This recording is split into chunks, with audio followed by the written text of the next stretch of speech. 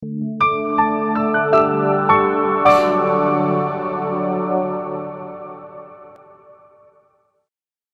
everyone. Hope you're doing well since last week. As always, if we have any new people, just really quick, and if Ellie didn't already introduce, today we're going through really practical Hebrew that we use on an everyday basis, whether or not you learn this in Ulpan, whether or not you are in Ulpan, we really try to make Cafe Oleh as user-friendly as possible. So the Hebrew is really everyday Hebrew. And it's also based on your requests, what you want to learn, what you want to hear about. Today we have a request to go over terms of endearment, not the film, but terms of endearment between partners, spouses, friends, whatever it may be. And it's also a good opportunity to go review the different, as we call it, levels of relationships and friendships in Hebrew, because it can get a little tricky. Because some of the words have a couple different meanings. We're going to go through that. Anytime we have at the end, open for questions as you have. As always, I'm going to share my screen. Feel free to screenshot it, be old-fashioned and take down notes physically. Also, you'll get a recording of the video today. So if you want to review the words on your own, this will be a great opportunity for that. Okay, so in the meantime, as I start, if you have any questions as I'm speaking, feel free to write them in the chat window. I'll start with those once I finish, and then any others as we have time fitting. So like I said, everyone, we got a request last week to go over terms of endearment, which is a great one because we've gone over positive adjectives before, like great and wonderful and happy and all of that. This is a bit different, not to say you aren't happy to see your significant other or a friend or whomever, but obviously it's a different type of words. So we're going to go through some of the big ones that you hear on an everyday basis in Israel, an everyday conversation, and then added a few things just so you can understand the difference between the two, and I said also levels of relationships. So with that, I'm going to share my screen. Okay, so like I said, let me just move this out of the way so those who are watching the recording tomorrow can see it all. So first off, the word affection or endearment. In Hebrew, it's the same exact word for affection and endearment. It's chiba. Over here in row 2, chiba is affection or endearment. As you see also here, putting in the gender of the word, so it's feminine. Chiba is a really great word, right? It is not love. Love, you all know that word is ahava. This is chiba. Chiba is obviously a different meaning. It's obviously very related to the term love, but it's affection or endearment. However, it means both things in Hebrew. This is a great word. We get a lot of words from this, not just the ones we're about to go through, but other words that are related to this idea of affection or endearment. So for example, if you want to say, I like you, not I love you, but I like you, as in like, we've been going out on a date, I think I like you, and that sort of like, as we say in English, that's mechabev. Ani mechabev otcha or mechabev otach, depending on who you're speaking to. A hobby, right? Something that we enjoy doing in our spare time is a tachbiv. It all comes from the same root of chet, bet, bet. And we get from it a couple words. Actually, most of these, I believe, are not, the way we use it in modern Hebrew is actually not from Hebrew, but we have adopted this, even though the same root exists in, as you're going to find out, in Arabic, and we use it very similarly to how they use the same root in Arabic. The two words that we use most often as a term of endearment with the same root of chet, bet, bet are actually from Arabic. And like we've talked about, a lot of contemporary Hebrew, modern Hebrew, a lot of slang is from Arabic. So our first one is chabub. Chabub is a great word. Chabub is an attempt to make, to Hebraicize the next word we're going to have on our list. But it's on its own, it's a great word. Chabub means dude, or bro, or a really close friend. You would call chabub. You wouldn't call a stranger chabub.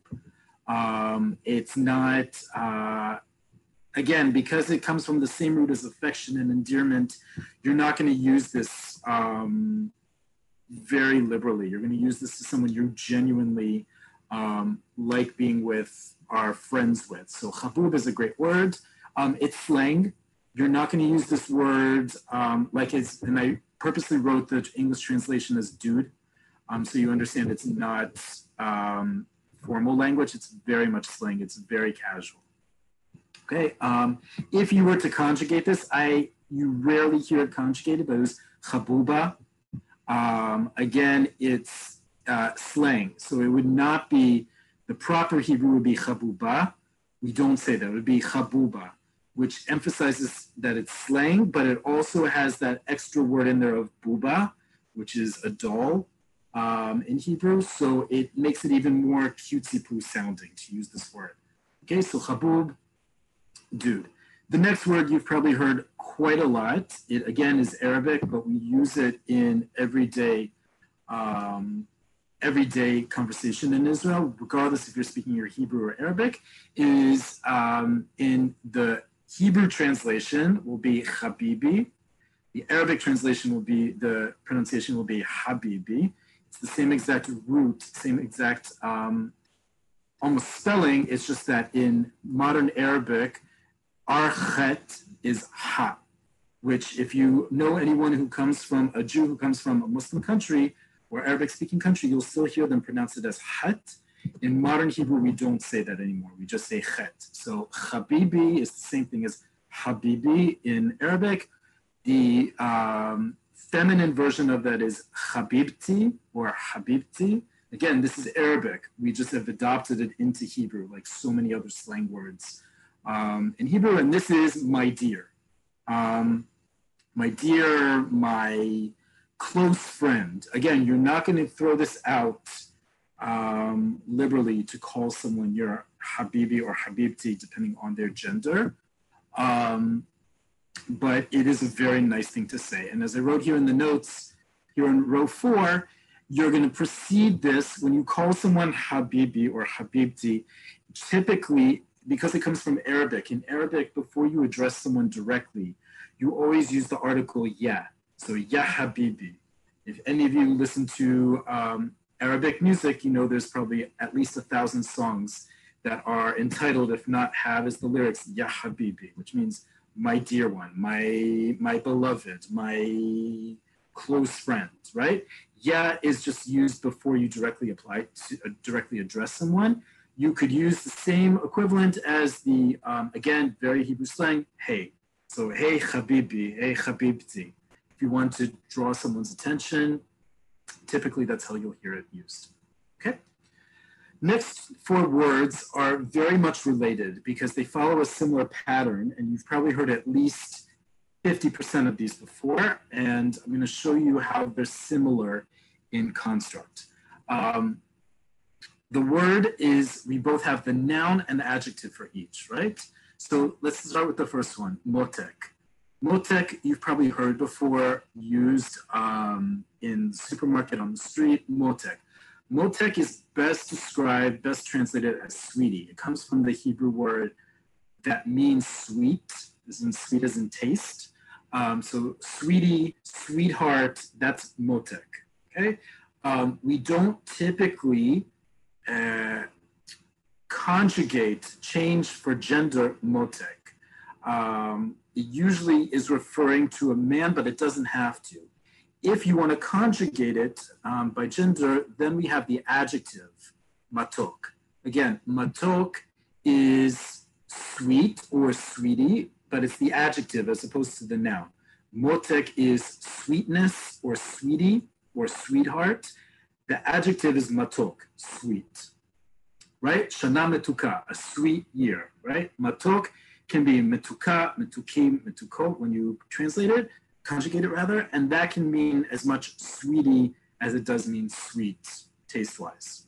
Okay, so motek, matok, you can hear not only the shoresh, the 3 letters that make up the root of it, mem, taf, kuf, but also you can hear how it's created. One is the noun, motek, and adjective, matok. We're going to get almost the exact same construct with another similar words, and that's chomed and chamut. Chomed, chomed is cutie. Again, this is the noun, right? Just like motek, chomed. Chomed is a sweet cutie, someone who is cute, but it's the noun. If you want to describe someone as cute, it's chamud. Chamud, chamuda, chamudim, chamudot. Okay, so this is the word that you're going to conjugate if you're talking about specific gender. If you're just talking about the general idea, what a cutie that person is chomed. Okay, just like what a sweetheart that person is, motek. If you want to say, you are so sweet, and you want to conjugate it, matok as the gender, you are so cute, chamud as the gender. Okay, just like, by the way, chamud is, again, something you're going to use to people that you know. It's not necessarily a term of endearment if you are saying it to someone that you're romantically interested in. Just like in English, if you call someone cute, that doesn't necessarily mean that you're romantically interested in them. So be aware if you are trying to flirt with someone and you use the term chamud, just like in English, calling someone cute is not necessarily going to go the way that you want it to go. You may be trying to pay them a compliment, it's just not the compliment that may keep this as a romantic engagement. Okay? So motek, matok is to chomed and chamud. Very similar construct as you can see here in the Hebrew and how they sound in the transliteration. Okay, the next word, yofyuf. Yofyuf is you'll usually hear this towards a man, but it's a nice word because we have a lot of adjectives that usually apply just to a woman. Yafa, we had chamuda before, just cute. Yafa is beautiful or pretty. Calling a man yafeh is not usually what we say. If you're trying to say someone is handsome, we don't say the masculine equivalent of the word for pretty or beautiful. So we don't call, you can call a man gevel yafeh, but it really does translate as a beautiful man. It does not translate as a handsome man. If you want to say a handsome man, we have two words in Hebrew. One, which I didn't put on here, is na'eh, nun aleph hey. Na'eh can mean gentleman. It's a little old-fashioned, which is why I didn't put on here. Yofyuf is the other word. Yofyuf is a little cutesy-poo. It's very modern Hebrew. It's very cutesy-poo, as you can hear from yofyuf. It comes from the same root as yafeh and yofi, which is beauty. But yofyuf is specifically to a man, and it's borders the line between handsome and gorgeous. Okay, so again, just like you would in English, use some context, which words you're going to use to describe someone or call someone directly to their face. Yofyuf is a very nice thing to say to someone. It is not the same zone as calling someone cute, by the way. If you call someone yofyuf, a man, you call someone yofyuf, you are not putting them in a place of there's no romantic interest. Whereas if you call someone chamud, there's a good chance you're not romantically interested in them. Okay? All right. I'm going to skip right ahead to the different levels of friendship and relationship. So we talked about this before. In Hebrew, as you're going to see, we have a lot of different words to describe a significant other in both romantic and non-romantic situations, some of which overlap, some of which definitely don't. And it's important to understand the difference between them because whether you're using them or whether you hear them, it can change the meaning of a conversation altogether, as well as understanding where you perhaps stand with someone who you may be interested in or you're hearing about someone else. Okay, so let's move on here. So we have the first word, yedid. Yedid in modern Hebrew. I know a lot of you are going to raise your hand and say, I know this word from Jewish liturgy, and that's wonderful. We're talking modern Hebrew only here. Yedid can mean both a friend, but it really means an acquaintance. So if you're using it to describe a friend, it's not a very close friend, okay? A yedid is also the word that you'll hear, for example, the friends of institutions of various organizations, right? So if you're the part of the Friends of Tel Aviv University, It's called in Hebrew, Agudat Yedidei Universitat Tel Aviv. Again, the friends of the university. You're not close friends with the university. You are friendly with it. You are either an alum, you're a donor, whatever it is. Okay? Excuse me. Yedid is a friend, but not a close friend. So the best way to translate Yedid is acquaintance. Okay? Just to make it clear, when you say someone is your Yedid, you're a friend, but you're not that close of a friend. Or maybe not yet, but you are not the next word. The next word is chaver or chaver. Chaver is the standard word for friend, but, and this is a very big but, in modern Hebrew, chaver, in the female version chavera, can also mean a boyfriend or girlfriend, respectively. Okay, so you often may get asked to further describe your friendship or relationship with someone if you call them your chaver. It is not automatically assumed that they're romantic if you call someone your chaver or chavera, but just understand it can mean either. So it's up to you to further specify the terms of your relationship with them if you so choose to. You don't have to. Just understand it can mean both a friend and a boyfriend or a girlfriend. So chaver is male friend or boyfriend. Chavera is a female friend or girlfriend, and so forth. Chaverim, chaverot. Okay? Chaver, though, is the default friend. Yedid, if you call someone a Yedid, you are making it absolutely clear this is a platonic relationship. Acquaintance, for sure, but platonic for sure. Chaver is both a friend or a boyfriend or girlfriend. Okay, so there is an important difference between the two.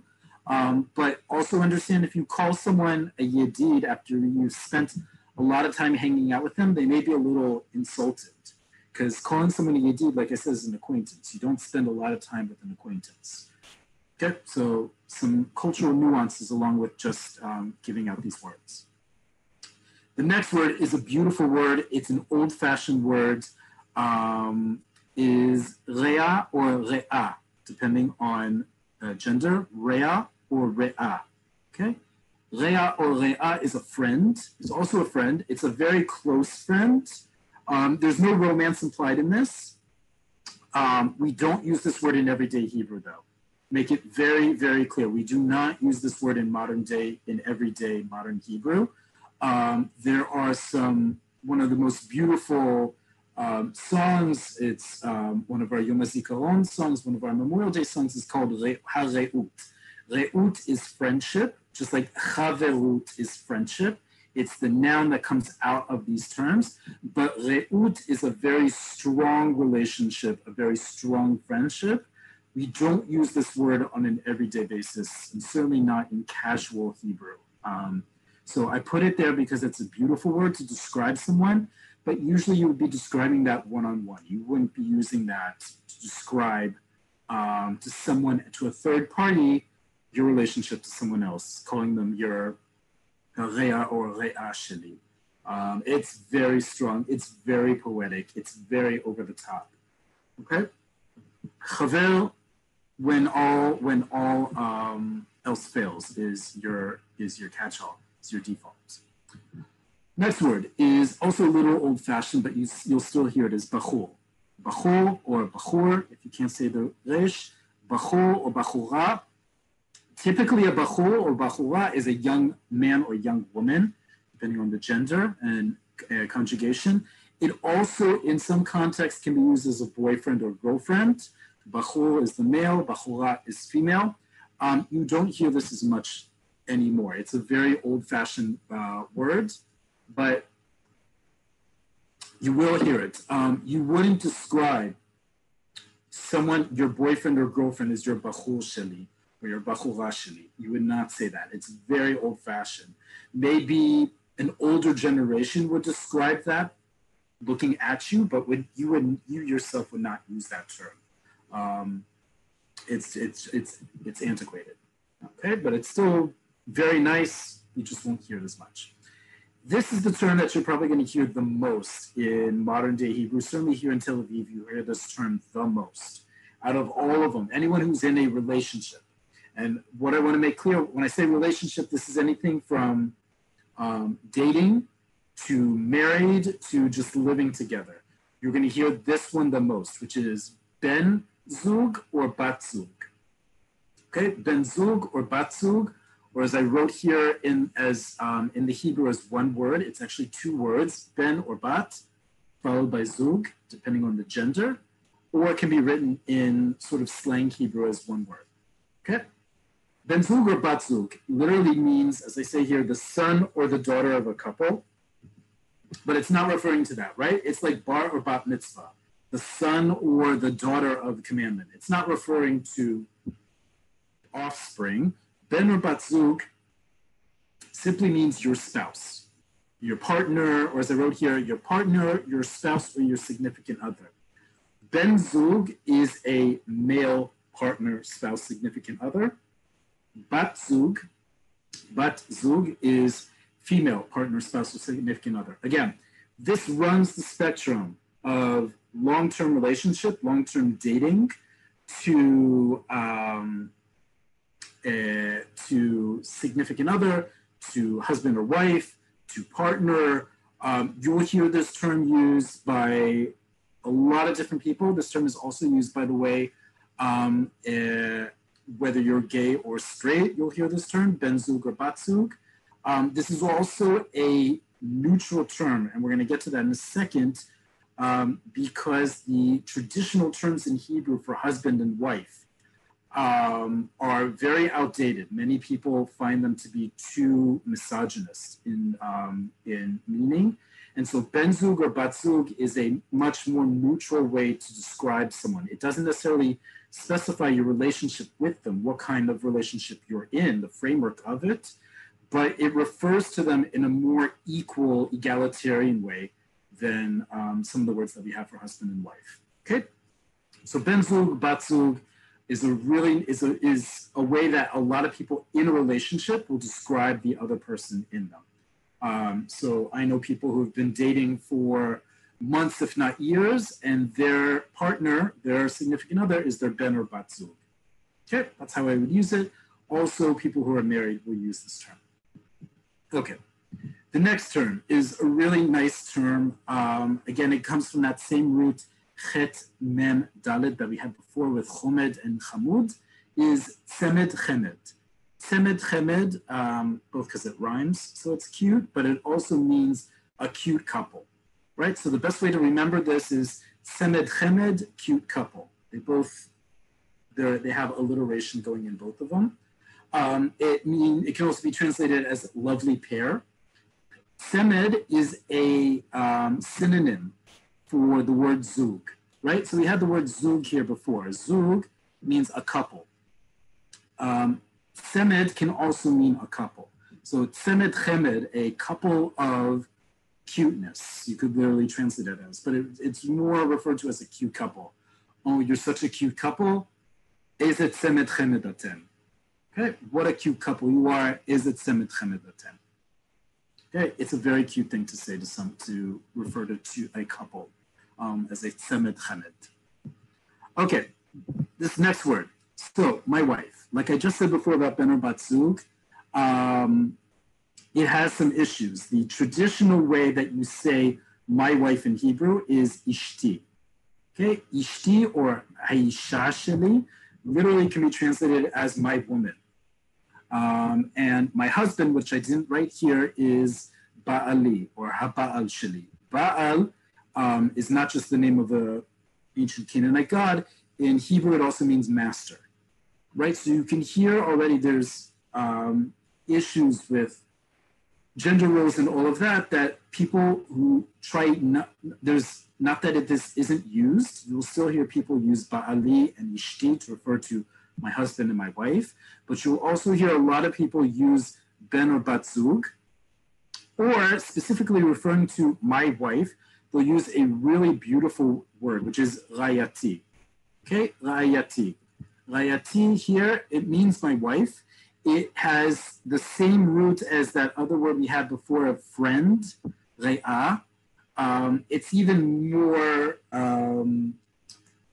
romantic. Rayati, it doesn't have any issues with equality or anything like that. It's much more about romance and love.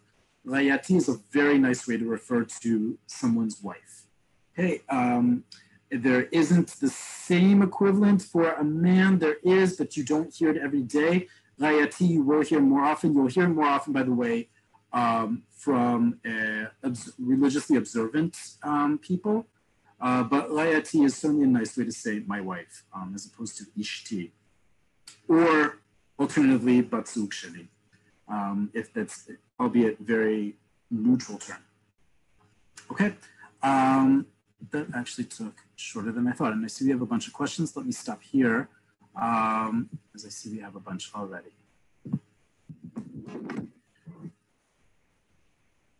Okay.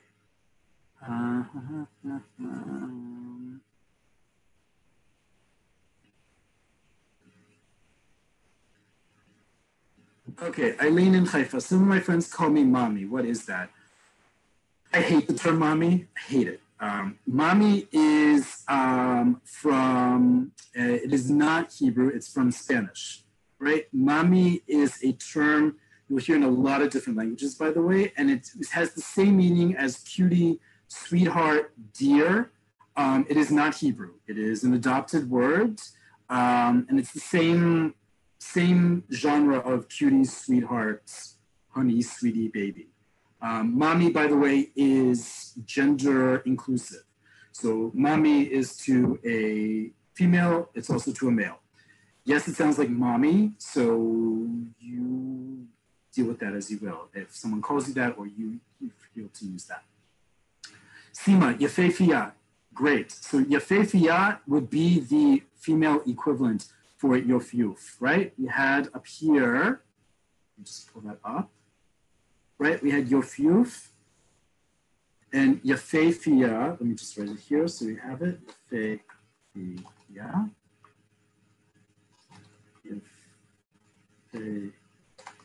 Yefefia.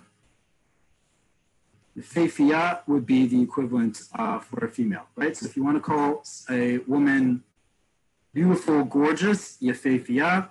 A guy handsome or beautiful, Yofyuf. Very nice term to say. Okay.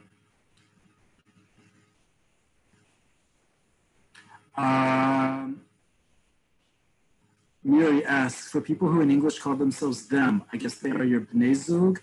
No. Okay, so that's an important thing. In Hebrew, we do, because Hebrew is an entirely gendered language, right? There is no neutral, there is no it. In Hebrew, we do not have terms yet that are gender, that do not include gender. So calling someone bnei zug is not necessarily how someone would be addressed. If someone is on a gender spectrum and doesn't go by what their biological gender, you should ask them what they prefer. They'll usually prompt you ahead of time. They won't, but bnei zug it literally means plural. Don't assume that just because it's them, just like in English, that's how people want to be referred if they don't go by traditional gender spectrum, but that's a great question. How do you answer the phone? Okay, how do you answer the phone in Hebrew, or in Israel rather? So how you answer is a lot of different ways. You can just say, hello, hello. You can say shalom, but usually you'll hear someone say shalom, right? We'll go up at the end. They'll say hello, hello. Lots of different ways. Again, it depends who you're talking to. All of those are acceptable. Those are the three. Hello and shalom are usually the most common ways to answer the phone. If you have a cell phone, obviously, if you know who they are, you can answer in a different way based on if you personally know who they are. But yes, hello or shalom are the two most common ways. Hello, no.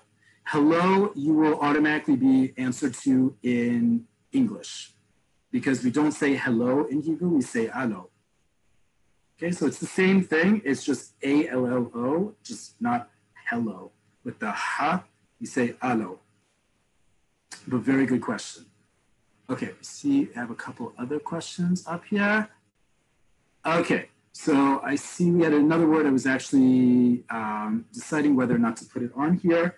I'm going to write it in Hebrew here on the shared screen because it is a good word. It just doesn't have a female equivalent, which is why I didn't put it up in the interest of being somewhat egalitarian here. Okay, we have this word chatich. Chatich is slang. It comes from English, comes from American English. Chatich comes from the Hebrew word lachtoch, which is to cut, and the word chaticha. Chaticha is a piece of something, right? So after I cut something, I'm left with a piece of it. A piece of it is also, in English, a hunk of something.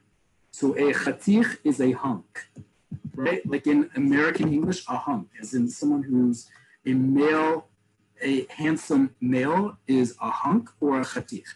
This is slang, okay? This is, you would not use this to a complete stranger unless you're hitting on them. So keep that in mind. There is not, by the way, you cannot conjugate this for female.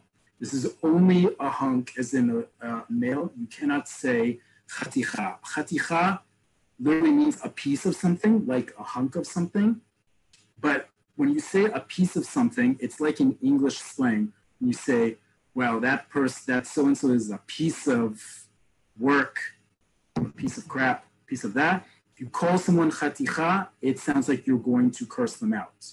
So do not translate it. Don't say chaticha. Sima, I see that you said that. No one, please do not call a woman chaticha. It is not, it's not a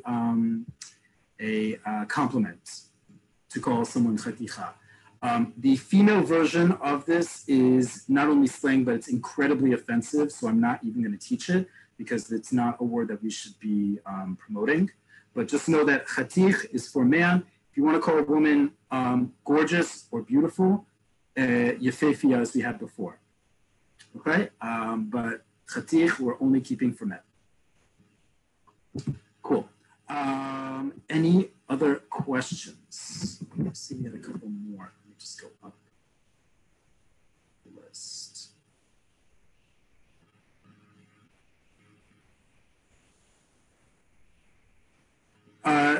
Okay, John asks about chabub. So like I said, you can say chabuba.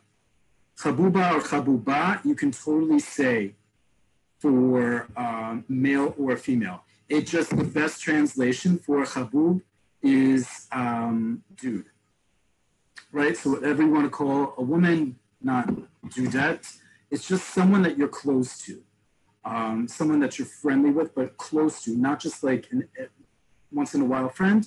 A close friend can be chabub. Chabub and chabuba are slang. You're not going to use this term in a formal setting. So that's a very important distinction there. Great question Dov has, and this is a word I apologize for not including. Okay, so coworkers, right? How do we address coworkers? So coworkers in Hebrew, we have a couple different ways to see this. You can say yedidim, right? Acquaintances, if you are indeed friends with them. You can say chaverim, friends, but there's a formal way to say it. And the formal way, let me write it here in the list.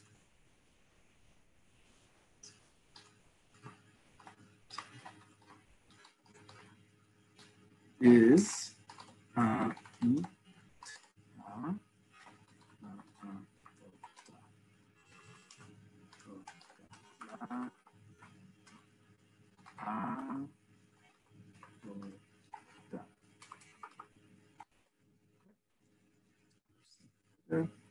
okay, so a coworker, one coworker, is an amit la'avodah.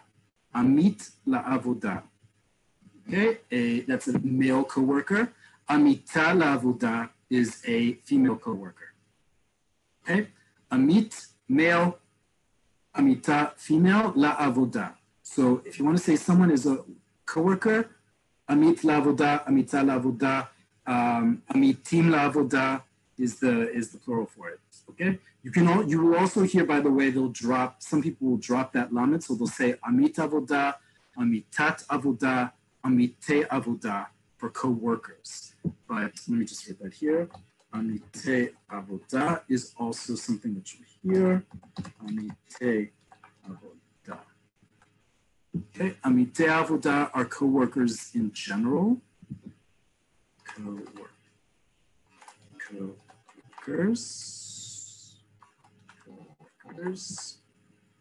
Amite avoda. Amite avoda, general co-workers.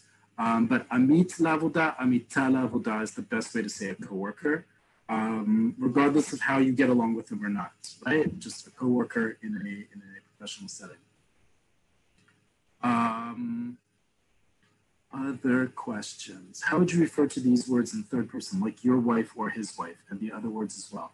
Okay, so like I said, a lot of these are simple conjugation, right? So if I wanted to say his wife, and I want to use isha, I could say ha-isha shelo, his wife, okay? Ishti is the same thing as ha-isha sheli. We just mush it together, and instead of using sheli, we take that suffix, that pronoun suffix, and add it to the actual word. If you wanted to use this is the easiest one. So it's not just ha ben zug sheli, it's ben zug shelo, or shela, or whoever, or shelcha, or shelach, right? You're just adding the shell plus the possession there to show that, okay? So if you want to refer to someone else, it's just a matter of which possessive you use here. Is it mine, yours, his, hers, so forth, okay? So same thing with all of these. Rayati is not something you don't want someone else referring to your wife as a ra'aya. Okay, ra'aya is a very romantic thing to call your wife.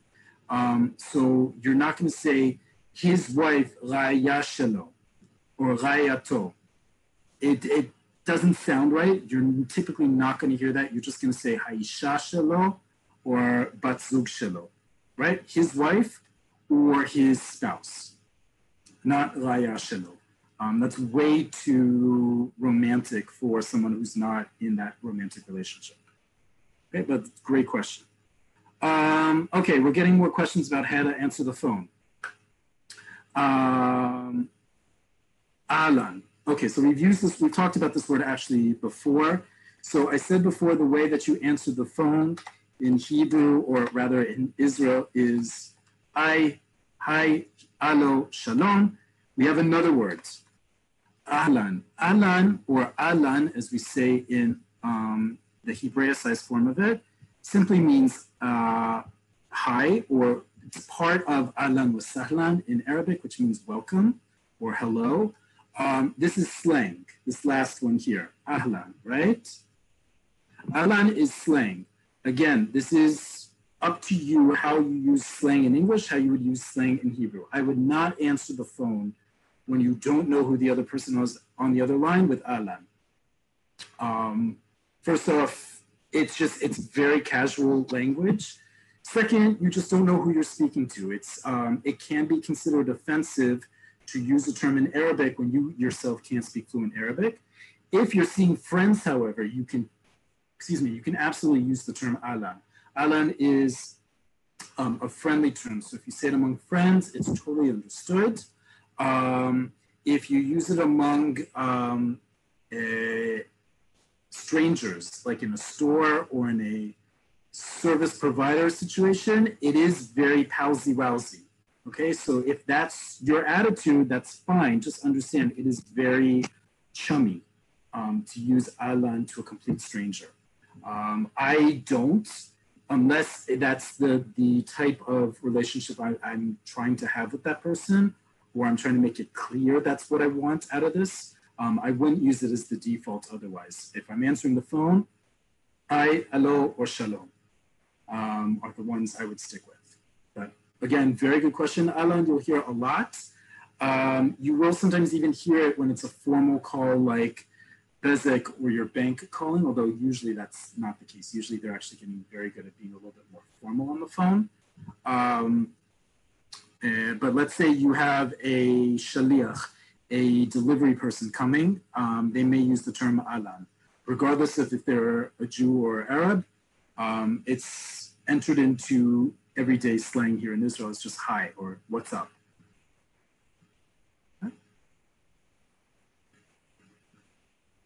Great. Any other questions? We have a bit more time left.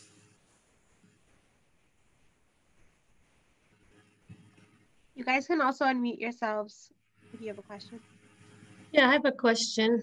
Yes. Israelis often drop the hey at the beginning of a word. Correct. Making it more difficult to understand. So why do they do that? It's a great question. So just like how in, we have this in English, by the way, right? The difference between British and American English. H-E-R-B for an American is herb, and for a Brit is herb.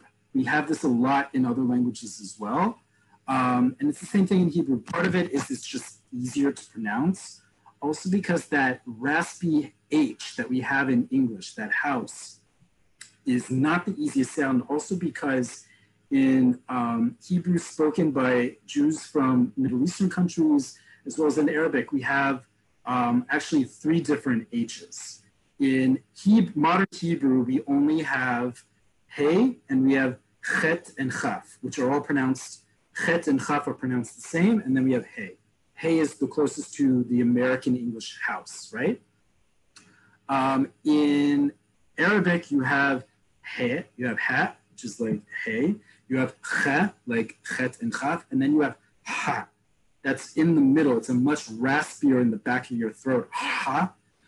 That sound, especially at the beginning of the word, just comes out more like, instead of saying house, you would say house. It's a slight differentiation that in modern Hebrew, it's just easier, and you just find as the term, as slang gets developed, as language becomes used, it's not hello, it's allo. It's just easier to say for a native Hebrew speaker to say allo as opposed to hello. You will, however, hear, for example, native Russian speakers or children of Russian speakers, they'll still often say the hello, or they'll even put like a little sound at the end of it. I can't do it correctly, but they'll say more the H than a native Hebrew speaker. But yes, you won't usually answer hello. You'll say allo instead of that, but it's the same exact origin. Hi, I just wanted to just ask.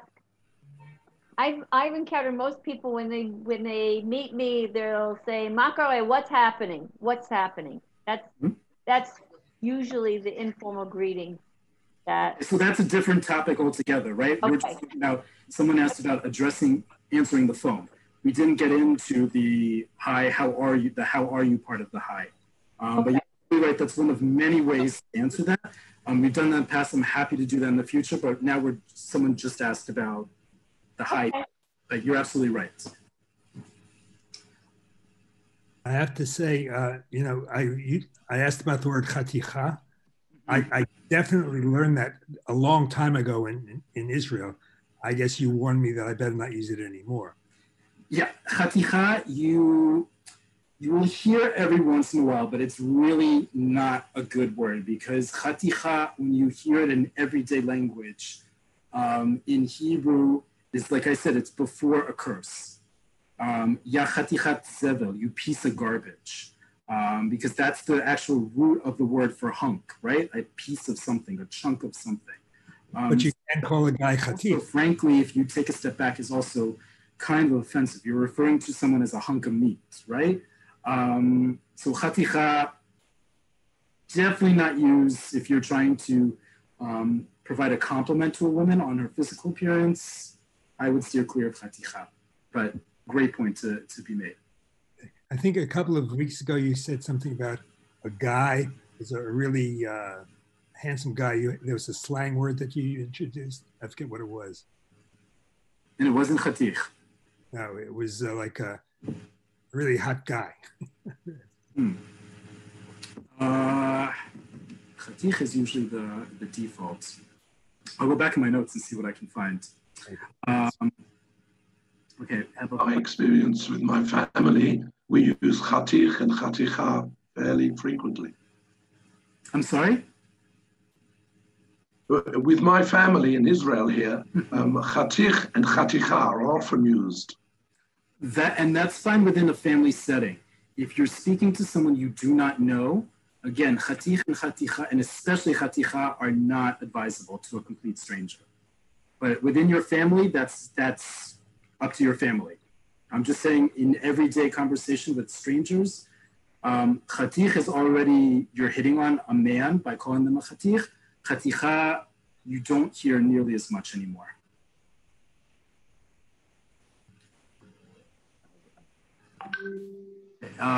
Just reading through some of the questions we have here in the chat.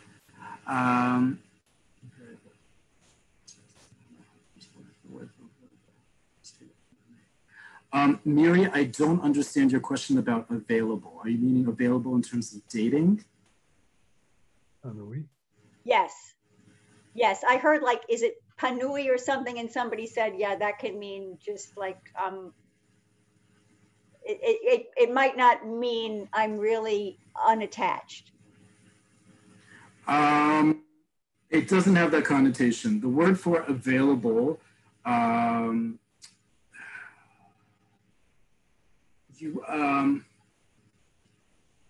you will see this word. Let me write it here in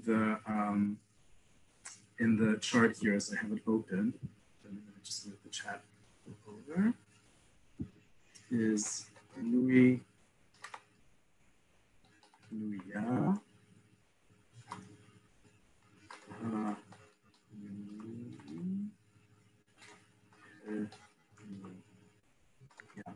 Usually you ask a taxi, whether it's panui or panuya. Correct. So panui and pnuya is just the male and feminine and masculine. Panui is masculine, pnuya is feminine. It literally means available. And we use this in anything from, like you just said, a taxi is available or something else is available, to if someone describes themselves as available, it usually means that they're open for a date, a relationship. It does not necessarily mean anything about their status, right? You don't know anything about them. All they're saying, whether it's their dating profile or wherever else, if they say they're panui or pnuya, it just means that they're available for a date, for a relationship. It doesn't mean that they're not unattached, but it does literally means available. Okay, we had a couple other questions in the chat.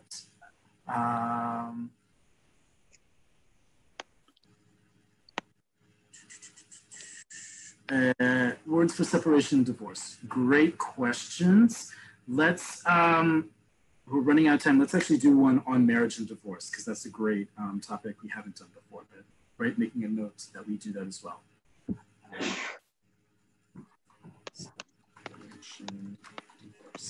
Okay.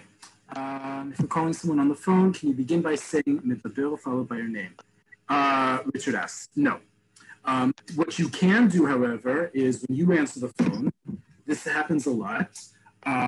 Also because my name is not easy to say for a native Hebrew speaker, because J, the J sound doesn't exist and they don't really know how to read it.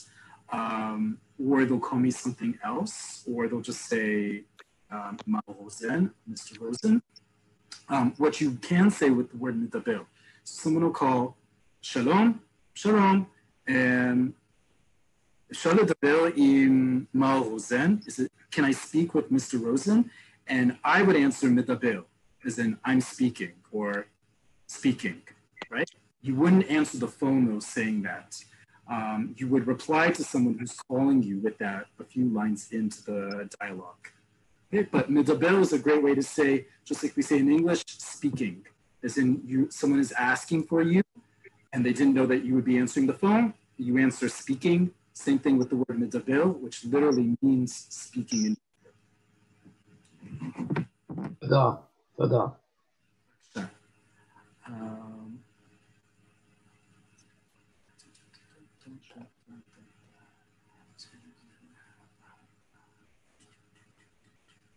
Okay, Nechama. Nechama or Nechama. Nechama, I assume is how you say your name. Old friend. We have lots of different ways to say old. We're running out of time, but you have a couple of them. One of the nicer ways to say it without calling either of you or your friend old is a chaver. Get this in the list. Chaver, a chavera, mizman. Mizman. Old friend from time. Chaver mineurai.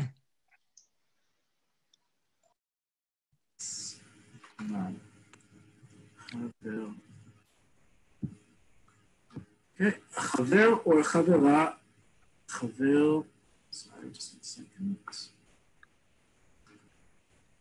Chavera mizman. Someone that you are friends. Mizman is from some time ago, of some time ago. So a friend, chaver or chavera mizman, is you've been this person's friend for some time. You can say other words for it. You can use the words for old, right? Chaver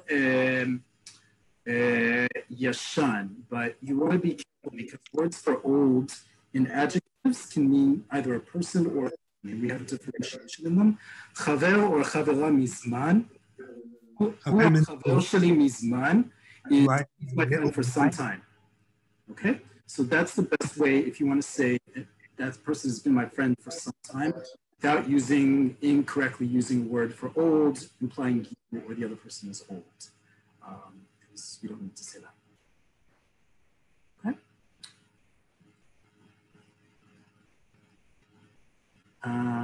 Okay, Zoe, great suggestion. Like we said, today was about terms of endearment, but it's a great suggestion for a future class. And we've talked about this before. We're going to do this when we go over talking on the phone. We're going to use the generic terms that they use because every company has a different tafrit or menu. So we're going to use just the general terms that they use. We've done this before, but we'll happily go over using automated phone menus. So down here. Okay.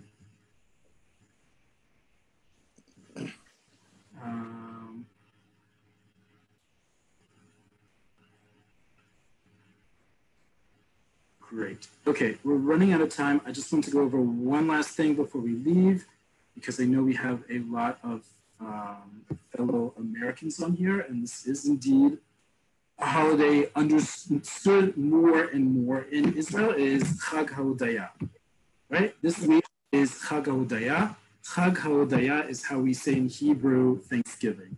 Hodaya comes from the same root as Todah, thanks. Hodaya is the act of giving thanks, or as we say, Yud Aleph or Yud Ayin? Thanksgiving. So Chag Hodaya is the way that we say in Hebrew Thanksgiving. And more and more native Israelis know what it is. They will still ask if it's a Christian holiday. My rule, my friend says if a guest comes in and asks, as they've already been invited to enter the house, if it is a Christian holiday, they're asked to leave because they didn't do their homework and no thanks. So as we wrap up, as we said, if you have any other suggestions for topics, Ali wrote the email address in the chat window. Feel free to ask us any of them. And with that, I wish not just my fellow Americans, but everyone here a Chag Hodaya Sameach, a happy Thanksgiving this week. And we will see you all next week. Thank you. Toda rabah. Bye, guys. Toda rabah.